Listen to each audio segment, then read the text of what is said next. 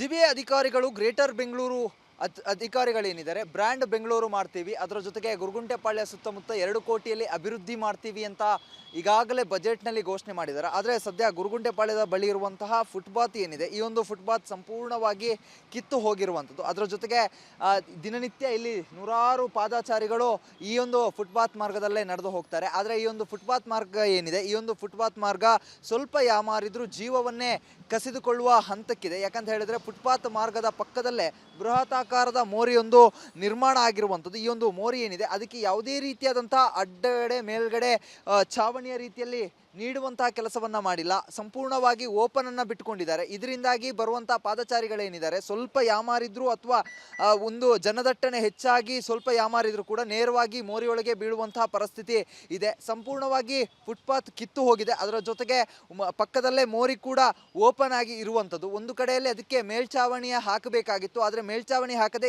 ಅದೇ ರೀತಿಯಲ್ಲಿ ಈ ಒಂದು ಫುಟ್ಪಾತ್ ಅನ್ನ ಬಿಟ್ಟಿರುವಂಥದ್ದು. ಕಳೆದ 2 ವರ್ಷಗಳ ಹಿಂದೆ ಈ ಒಂದು ಫುಟ್ಪಾತ್ ಕಾಮಗಾರಿಯನ್ನು ನಡೆಸಿದ ಬಳಿಕ ಇದಕ್ಕೆ ಟೆಂಡರ್ನಲ್ಲಿ ಈ ಒಂದು ಮೇಲ್ಛಾವಣಿಯನ್ನು ಹಾಕೋದಕ್ಕೆ ಕೂಡ ನಿಗದಿಯನ್ನ ಕೂಡ ಮಾಡಲಾಗುತ್ತೆ. ಆದರೆ 2 ವರ್ಷದಲ್ಲಿ ಕಾಮಗಾರಿ ಮುಗಿದ್ರೂ ಕೂಡ ಇದಕ್ಕೆ ಮೇಲ್ಛಾವಣಿಯನ್ನು ಹಾಕುವಂತ ಕೆಲಸವನ್ನ ಮಾಡಲಿಲ್ಲ. ಇದೀಗ ಸುಮಾರು 2,000 ಕೋಟಿ ಏನಿದೆ ಈ ಒಂದು ಬಜೆಟ್ನಲ್ಲಿ ಪಶ್ಚಿಮ ವಲಯಕ್ಕೆ ನೀಡಲಾಗುತ್ತೆ. ಅದರಲ್ಲಿ 2 ಕೋಟಿಯಷ್ಟು ಈ ಒಂದು ಅನುದಾನವನ್ನ ಗುರುಗುಂಟೆಪಾಳ್ಯ ಸುತ್ತಮುತ್ತದ ಈ ಒಂದು ಕಾಮಗಾರಿಗಳನ್ನು ನಡೆಸೋದಕ್ಕೆ ಅಂತ ಹೇಳಿ ಇರಿಸಲಾಗಿದೆ. ಆದರೆ ಎಲ್ಲೋ ಒಂದು ಕಡೆಯಲ್ಲಿ ಈ ಒಂದು 2 ಕೋಟಿ ಏನಿದೆ, ಈ ಒಂದು 2 ಕೋಟಿಯಲ್ಲಿ ಕಾಮಗಾರಿಯನ್ನು ನಡೆಸೋದ್ರಲ್ಲಿ ಬರೀ ರಸ್ತೆ ಅಗಲೀಕರಣದ ಬಗ್ಗೆ ಮಾತ್ರ ಚಿಂತನೆಯನ್ನು ನಡೆಸ್ತಾ ಇದೆ.